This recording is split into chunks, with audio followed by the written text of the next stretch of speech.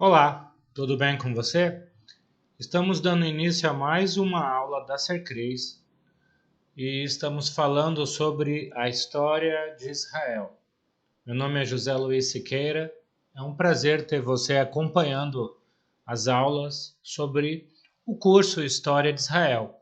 Hoje é a nossa terceira aula, então espero que você está começando a entender como que funcionava, né, os livros no Velho Testamento e a história de Israel.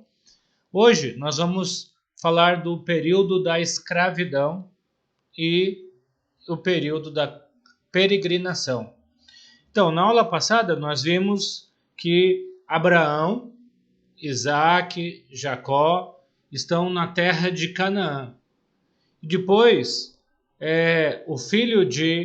um dos filhos de Jacó, um dos filhos de Israel, né? Deus vai mudar o nome de Jacó para Israel.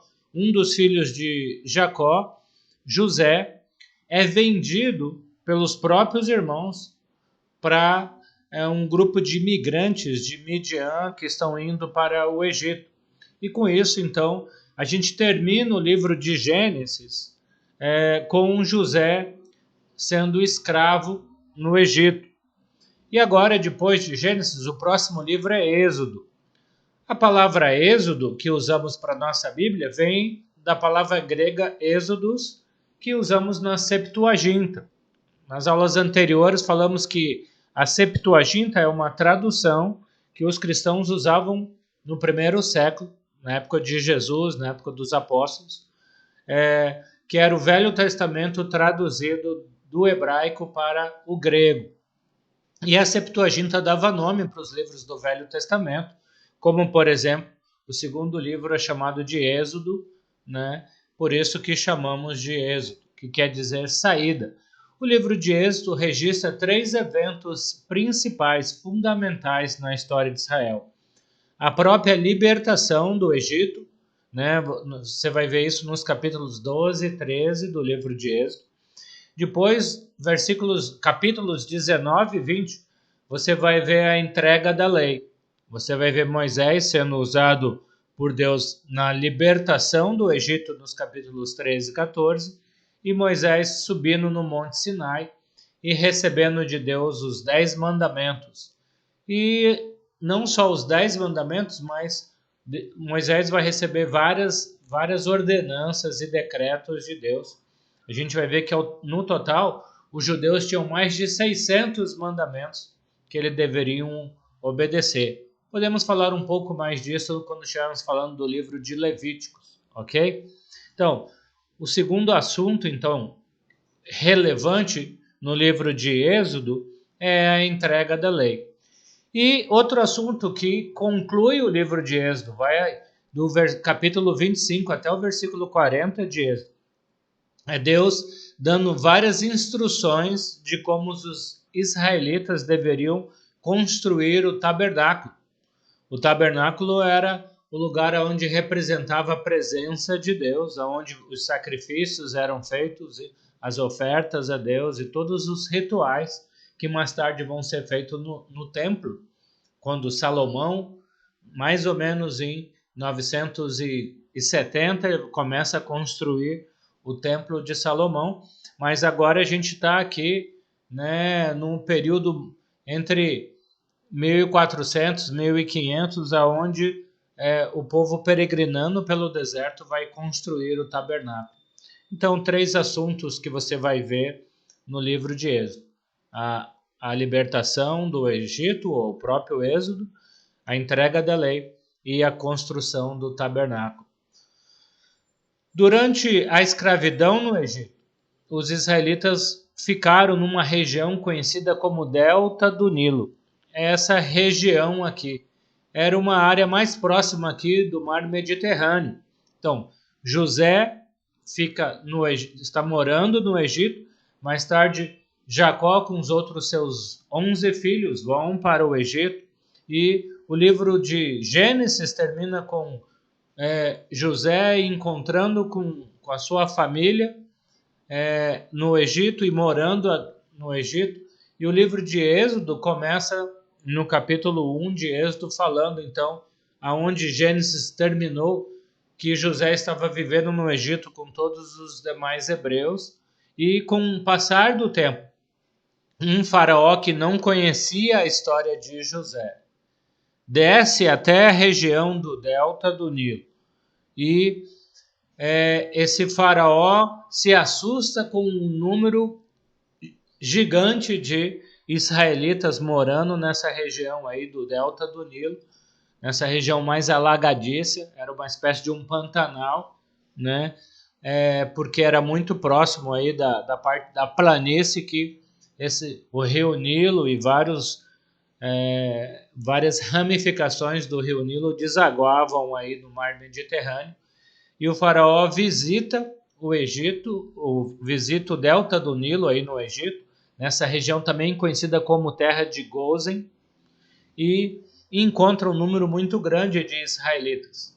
Se você ler Êxodo capítulo 1, versículos 6 a 11, você vai ver que o faraó, com medo de ser escravizado, com medo de ser tomado pelo número grande de israelitas aqui vivendo no delta do Nilo, dentro da terra do Egito, então ele começa a escravizar. Os egípcios começam a escravizar o povo hebreu, o povo de Israel que está vivendo ali nessa região. Então, o capítulo 1 de Êxodo começa mostrando a escravidão. E Êxodo, capítulo 12, versículo 40, vai falar que todo esse período que o povo viveu no Egito, incluindo o período de escravidão, durou aproximadamente 430 anos. Então, o povo viveu quase 400 anos como escravo no Egito, até que a Bíblia começa a falar, então, de Moisés. Então, o livro de Êxodo vai começar a contar a história de Moisés nesse período aí da escravidão. Deus vai usar Moisés para libertar o povo da escravidão e conduzi-los até a terra de Canaã, a terra que Deus havia prometido para Abraão, Isaque e Jacó, que os israelitas herdariam a terra de Canaã num futuro mais distante, né, do que quando Deus fez o chamado com Abraão. Se formos ver a história de Moisés, podemos dividir os 120 anos da vida de Moisés em exatamente 4 períodos de 40 anos. Por exemplo, você lê os primeiros capítulos aí do livro de Êxodo e você vai ver os primeiros 40 anos da vida de Moisés, Moisés vivendo como príncipe, né, ou como filho da filha de Faraó. Né? O Faraó tinha uma filha que encontrou Moisés nas águas do rio Nilo e pega Moisés e cria Moisés como filho. Depois Moisés descobre que é descendente de Israel, que é um hebreu, e então ele acaba matando um egípcio na tentativa de defender um hebreu que está sendo açoitado, agredido por um egípcio, e por causa disso ele acaba fugindo para a cidade de Midian. Midian, a gente vai falar um pouco mais sobre Midian mais para frente. Midian já é saindo do Egito, na Arábia, né? Então, Moisés foge para a Arábia, foge para Midian e vive 40 anos, casa, né, com a filha de Jetro, né, com Zípora, e vive 40 anos em Midian, na Arábia, como um pastor de ovelhas. Até que Moisés recebe o chamado de Deus no Monte Sinai para pastorear, para guiar, para libertar a nação de Israel que está vivendo como escrava no Egito. Então, os últimos 40 anos da vida de Moisés. Então, Moisés liberta o povo do Egito e fica 40 anos peregrinando no deserto. Então, resumindo, podemos dividir a história de Moisés, o período em que ele viveu no Egito como príncipe, o período que ele viveu na Arábia e Midian como pastor de ovelhas, e depois no deserto, depois de libertar o povo de Israel, 40 anos peregrinando no deserto para conduzir o povo do Egito para a terra prometida de Canaã. Lógico, uma das histórias mais famosas durante o período de libertação do Egito são as 10 pragas, né? A primeira praga, onde Moisés transforma o rio Nilo em sangue. A segunda praga, onde várias rãs infestam a terra do Egito. Você pode ler tudo isso no livro de Êxodo, entre os capítulos 7 e 12. A terceira praga, piolhos, depois moscas, depois a morte dos rebanhos, o gado dos egípcios começa a morrer de diversas pestes. Depois você vê úlceras, tumores, feridas que saem na pele, no corpo dos egípcios. Depois uma chuva de granizo. Depois uma praga de gafanhotos. Depois a nona praga, o dia se transforma em noite, então o Egito fica em trevas. E finalmente, a última praga é a morte dos primogênitos, onde o primeiro filho de cada egípcio acaba sendo morto pelo o anjo da morte, né? Alguém que Deus enviou para exterminar o filho mais velho, o primeiro filho, o primogênito de cada egípcio. Então, aqueles que não mataram um cordeiro e não passaram o sangue nos umbrais das portas têm a morte dos seus primogênitos. E com isso, então, depois dessas 10 pragas, o faraó, o rei do Egito, então libera o povo para o povo sair do Egito e peregrinar até a terra prometida. Então, com essa 10ª praga, a gente acaba aí o período que a gente chama de período da escravidão e começa o 5º período da história de Israel, o período da peregrinação, né? O período que começa então com o êxodo, com a saída do Egito e vai durar até a chegada de Moisés com todos os israelitas 40 anos depois em Canaã, na verdade ali na Transjordânia, né? Antes do Jordão ali, antes deles atravessarem o Rio Jordão para entrarem especificamente na terra de Canaã.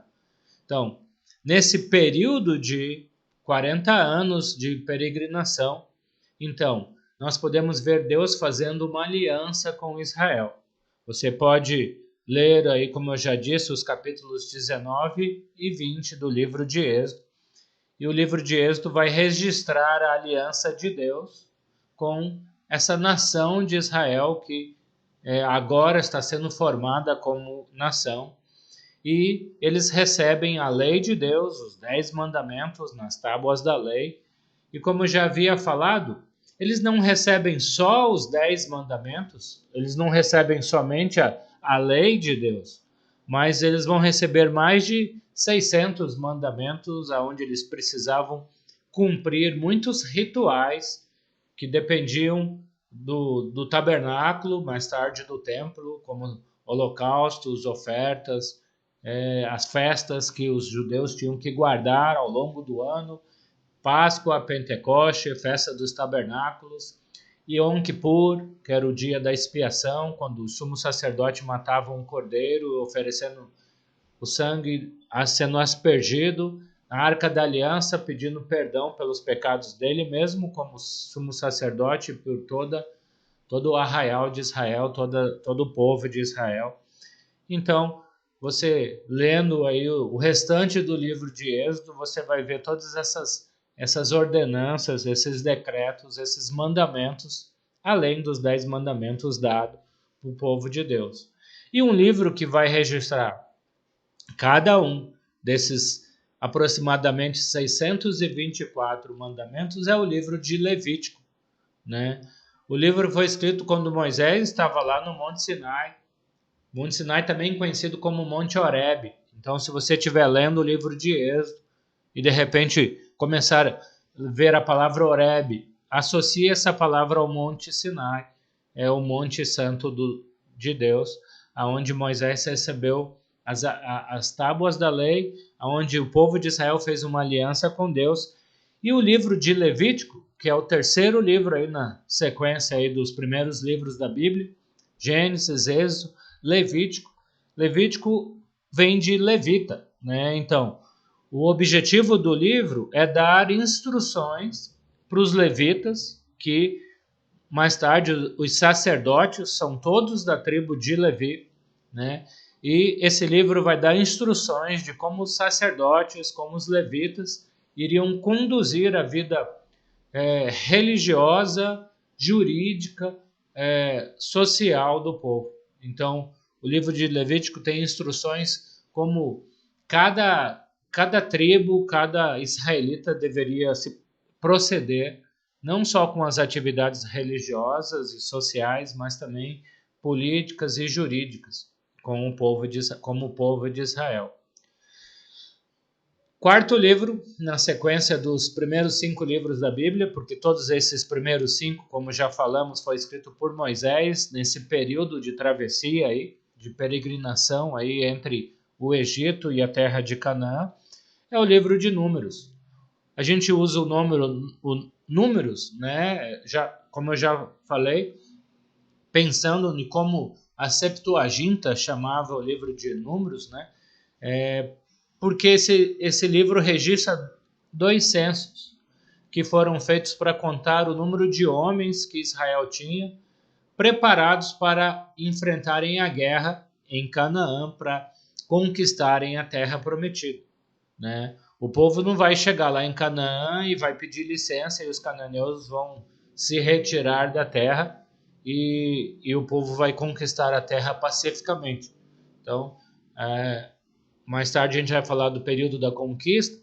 Então, essa conquista foi feita na base de muitas guerras. E então, esse livro de Números registra que Israel possuía 600 mil homens acima de 20 anos, 600 mil homens preparados para a guerra. Agora, pensa bem, se Israel tinha 600 mil homens ali atravessando o deserto com Moisés, cada homem desse acima de 20 anos provavelmente tinha uma esposa e mais de um filho.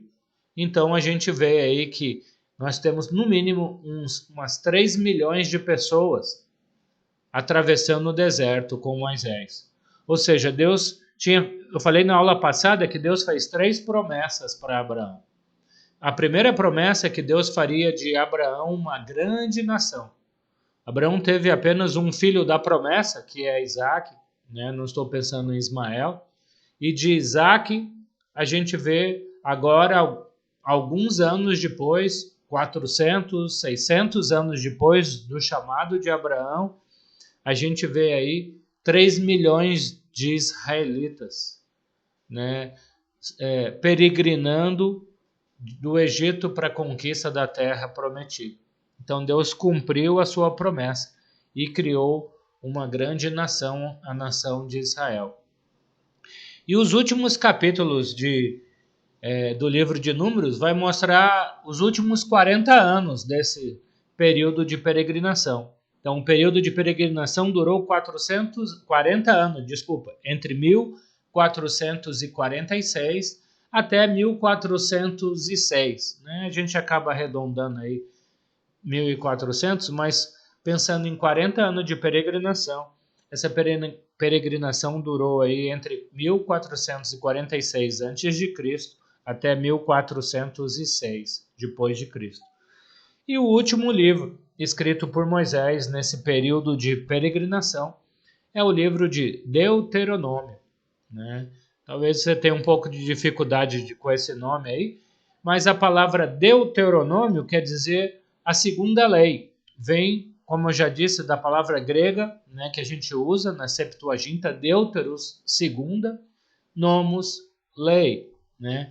É porque, na verdade, o que acontece no livro de Deuteronômio é que a gente vai encontrar 3 ou 4 discursos que Moisés dá para o povo de Israel. Qual o povo de Israel? Não aquele povo que saiu do Egito, não aquele povo que atravessou o Mar Vermelho, mas 40 anos depois, a geração que nasceu no deserto. Aquele povo que saiu de Israel não foi fiel a Deus. Aquele povo que saiu do Egito, desculpa, aquele povo que saiu do Egito, que atravessou o Mar Vermelho, não conseguiu obedecer a Deus, não conseguiu ser fiel a Deus. E várias vezes eles pisaram na bola com Deus. Você quer ver um exemplo disso? Você pode ler Deuteronômio capítulo 32, onde o povo constrói um bezerro de ouro e adora a Deus como se Deus fosse uma imagem de um touro ou de um bezerro. E por várias vezes o povo desobedeceu a Deus. Então, o que acontece agora aqui em Deuteronômio? Moisés renova a aliança que Deus tinha feito com Israel, lá no Monte Sinai, renova agora com essa nova geração, com essa segunda geração, com essa geração que nasceu no deserto, durante o período de 40 anos de peregrinação. Se você ler Deuteronômio, capítulo 5, versículos de 1 a 3, o livro de Moisés, o livro de Deuteronômio, vai falar como Deus está agora renovando a aliança, não com aquele povo que saiu do Egito, mas com aquele povo que estava vivo agora, 40 anos depois de um período de peregrinação pelo deserto de Canaã, pelo deserto da Arábia, esse deserto aí entre Midian e Canaã. Ainda falando sobre o livro de Deuteronômio, podemos ver que esse é um livro histórico e, ao mesmo tempo, um livro profético. É um livro histórico porque ele está contando todo esse período de peregrinação, está contando os discursos que Moisés deu para o povo durante esse período de peregrinação. Você pode ver as primeiras conquistas ali na Transjordânia, a gente vai falar sobre isso daqui a pouco, né? As primeiras conquistas dentro da terra de Canaã, mas também é um livro profético, né? Você entendendo Deuteronômio capítulo 28, você entende toda a Bíblia. Porque Moisés, entre os seus discursos, no capítulo 28 de Deuteronômio, ele vai falar para o povo de Israel: sejam obedientes a Deus. Se vocês obedecerem a Deus, se vocês forem fiéis a todos esses mandamentos, todas essas leis que vocês estão recebendo de Deus, Deus vai abençoá-los. Deus vai dar vida em abundância para cada um de vocês. Então, Moisés estabelece, na verdade, Deus, através de Moisés, estabelece que obediência é igual a bênção. Obediência iria fazer com que o povo tivesse uma vida abundante.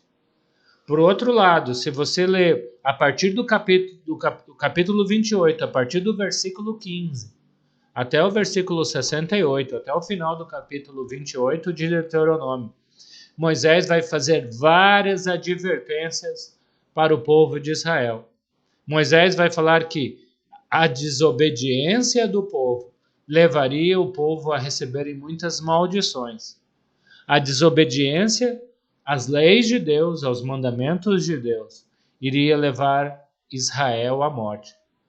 Quando a gente chega no livro de Romanos, no Novo Testamento, Paulo fala no capítulo 6, versículo 23, o salário do pecado é a morte. É exatamente uma reinterpretação de Deuteronômio, capítulo 28, onde o livro de Deuteronômio dizia que se o povo fosse obediente a Deus, teriam vida.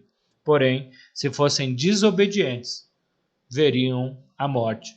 De que morte eu estou falando aqui? Morte física ou morte espiritual? As duas. A morte física já é uma consequência da desobediência lá no Jardim do Éden. E a morte espiritual é a consequência máxima de alguém que morre fisicamente desobediente a Deus. Então, guarde, por favor, leia com bastante calma, com bastante carinho Deuteronômio capítulo 28. Veja aí os primeiros 14 versículos de Deus falando que se o povo fosse obediente, as bênçãos que Deus traria. Porém, se o povo fosse desobediente, quais seriam as consequências que o povo teria? Isso é a chave para você entender toda a história de Israel e, na verdade, toda a história do relacionamento do homem com Deus. Uma coisa que eu quero chamar a sua atenção é quando aconteceu o Êxodo? Quando que aconteceu a saída do povo do Egito? Se você ler um texto de 1 Reis, capítulo 6, versículo 21, o autor do livro de Reis vai falar assim: 480 anos depois que os israelitas saíram do Egito, ou seja, 480 anos depois do Êxodo, eles estavam no 4º ano do reinado de Salomão.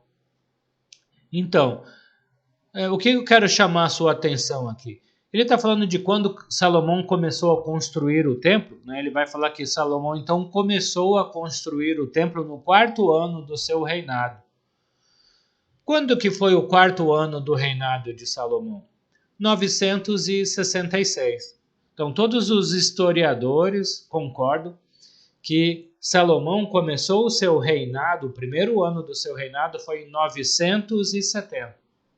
Então, 969, 68, 67, 966, 966. Foi o 4º ano do reinado de Salomão.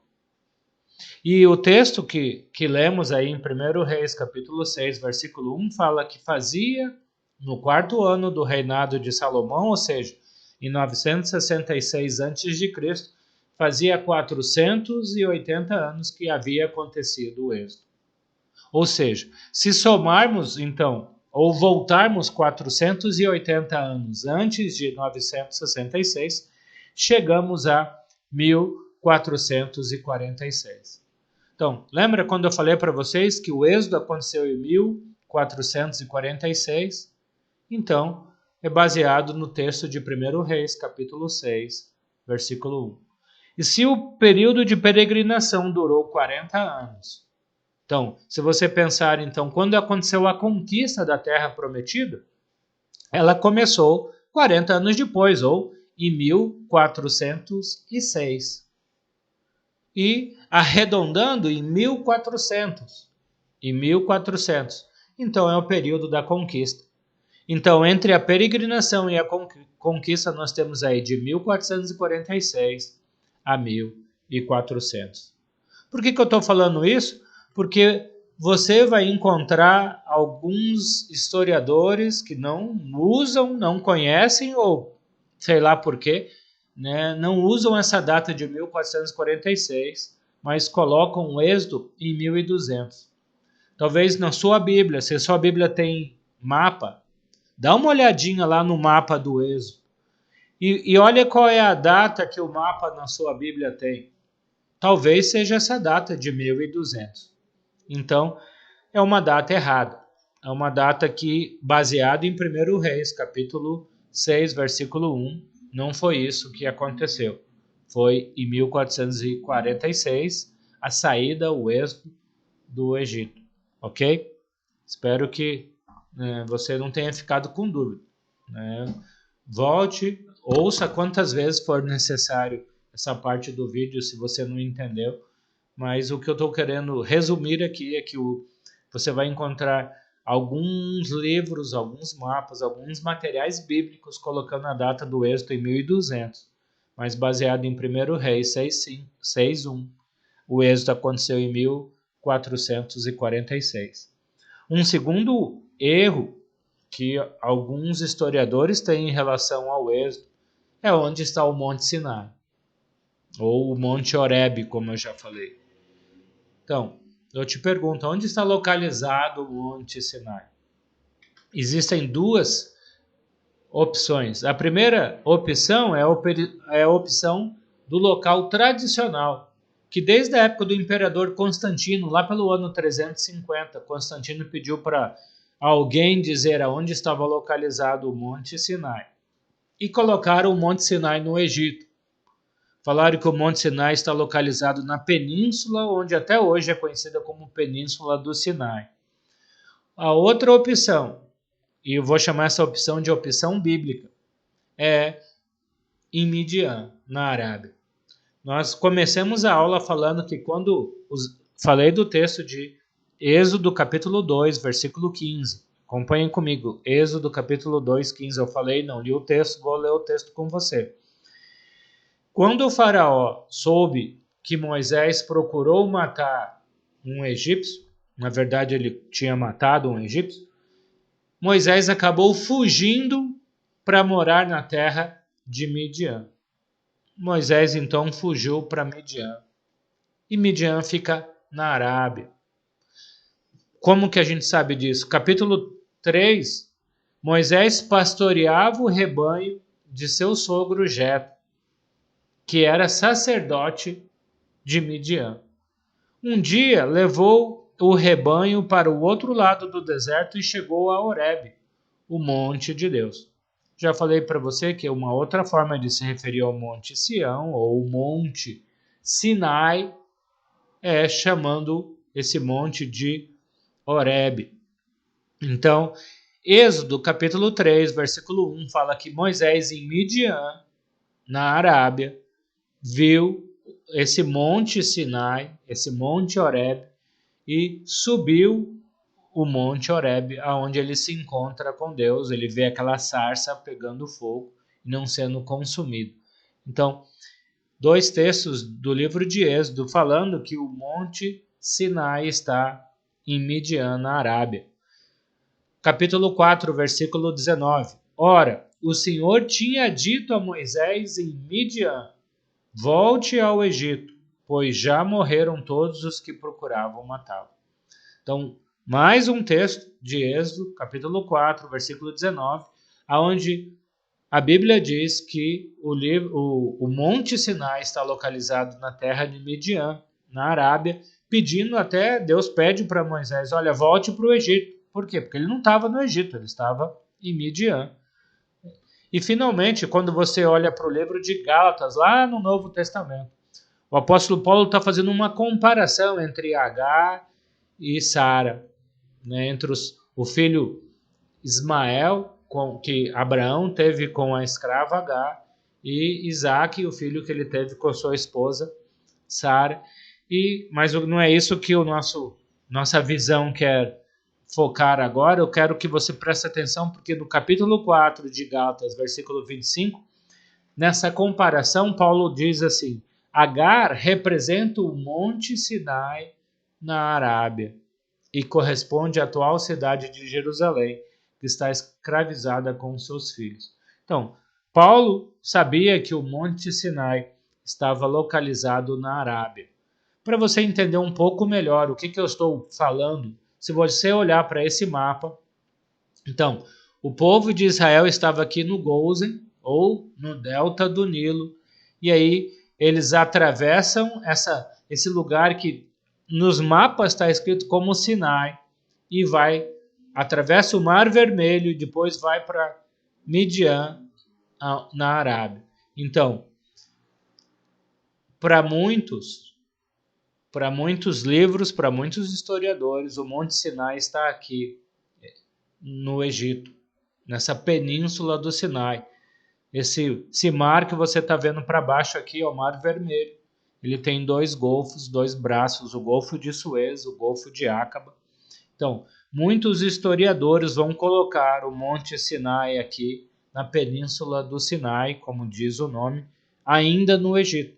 Porém, esse é o lugar tradicional. O lugar bíblico é do outro lado, aqui, no monte onde hoje é conhecido como o Monte da Lei, né, na Arábia e em Midian. Esse é o lugar bíblico, é o lugar onde a Bíblia nos mostra onde verdadeiramente aconteceu a travessia do Mar Vermelho aqui em cima, um pouquinho aqui para cima, né, perto aqui da letra M aqui de Midian, e depois Moisés desce, anda mais um pouco em Midian e encontra o Monte Sinai na Arábia. Então, esse aqui é uma foto do Monte Sinai tradicional, lá no Egito. E essa é uma foto, né, mais recente do Monte Bíblico, que a gente está falando que fica em Midian. Se você olhar, tem uma parte escura no pico desse monte. Essa parte escura aqui Não é uma nuvem, não é uma sombra na terra, mas é uma parte realmente escura da terra, aonde, baseado no livro de Êxodo, Deus fez chover fogo e enxofre enquanto deu para Moisés as tábuas da lei. Então, até hoje, esse monte está com a parte de cima queimada. Mas é um lugar de difícil acesso por ficar na Arábia, no meio de um povo que não permite ou não acolhe com muita tranquilidade, né, judeus, principalmente judeus e cristãos, né, por causa do radicalismo islâmico. Mas, então, só te esclarecendo, então, nós temos essas duas opções aí, né, do Monte Sinai, pensando no período da peregrinação. Eu vou parar por aqui. Então, na próxima aula, a gente começa a falar como aconteceu o período da conquista, como que aconteceu do povo de Deus, povo de Israel, então, junto com Josué agora, não mais com Moisés, mas com Josué, conquistar a terra de Canaã. Então, falamos do hoje o período da escravidão e o período da peregrinação. Então, até a próxima aula, quando vamos falar do período da conquista. Ok? Muito obrigado pela sua companhia. Até a próxima aula.